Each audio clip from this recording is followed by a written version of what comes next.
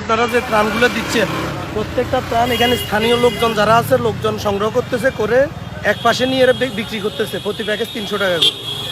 এভাবে দেওয়ার মানে কোনো মানে নাই। আমাদের ভিতরে ফুলগাজী পরশুরাম ছাগল নাই, আর ওইখানে কোনো ত্রাণই যায় নাই। পরশুরামে আপনি খবর নিয়ে দেখেন শুধু সেনাবাহিনী গতকালকে হেলিকপ্টার দিয়ে কিছু ত্রাণ পাঠাইছে, এর বাইরে কোনো ত্রাণই যাচ্ছে না।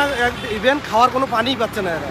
আপনারা যারা পারেন যদি পারেন ভিতরে সেনাবাহিনীর সহায়তা হোক, যেভাবে হোক ভিতরে ত্রাণগুলো পৌঁছানোর চেষ্টা করেন ভাই, এটা হলো রিকোয়েস্ট। যারা ত্রাণ নিয়ে আসতেছেন তাদের কাছে অনুরোধ, আপনারা পাড়ের মানুষদেরকে ত্রাণ দিবেন না, কারণ এখানে অধিকাংশ মানুষই কিন্তু বন্যাপীড়িত না, তারা এখানকার স্থানীয় বাসিন্দা। তারা এই সুযোগে এই ত্রাণগুলি নিয়ে তারা অন্যত্র বিক্রি করতেছে, যেটা আমাদেরকে এখানকার স্থানীয় বাসিন্দা যারা তারা অভিযোগ করেছে।